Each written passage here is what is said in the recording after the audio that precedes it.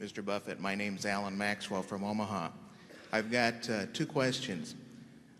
What is your next goal in life now that you're the richest man in the country? That's easy. It's to be the oldest man in the country.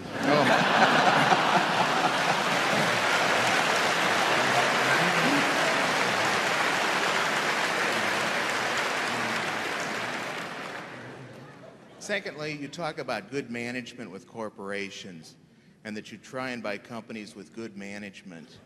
I feel that I have about as much chance of meeting good managers other than yourself as I do bringing Richard Nixon back to life.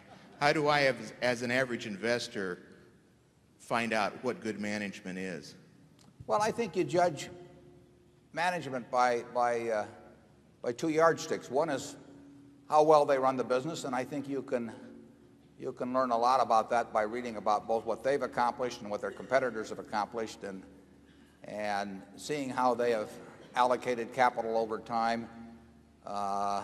You have to have some understanding of the hand they were dealt when they themselves got a chance to play the hand. But if you understand something about the business they're in, and you can't understand it in every business, but you can find industries or companies where you can't understand it, then you simply want to look at how well they have been doing in playing the hand essentially that's been dealt with them. And then the second thing you want to figure out is how well that they treat their owners. And I think you can get a handle on that oftentimes. A lot of times you can't. I mean, there are many companies that obviously fall in somewhere in that 20th to 80th percentile, and it's a little hard to pick out where they do fall. But I think you can usually figure out. I mean, it's not hard to figure out that, say, Bill Gates or Tom Murphy or Don Keogh or people like that are really outstanding managers, and it's hard to figure out who they're working for. And I could give you some cases on the other end of the spectrum too.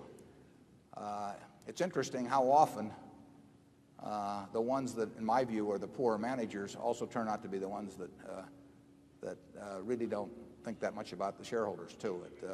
The two often go hand in hand.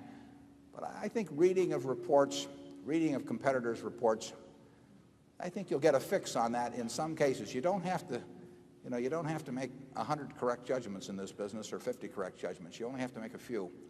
And that's all we try to do. And generally speaking, the conclusions I've come to about managers have really come about the same way you could make yours. I mean, they've come about by reading reports rather than any intimate personal knowledge or knowing them personally at all. So read the proxy statements, see what they think of, see how they treat themselves versus how they treat the shareholders, and look at what they have accomplished considering what the hand was that they were dealt when they took over, compared to what is going on in the industry. And I think you can figure it out sometimes. You don't have to figure it out very often. Charlie?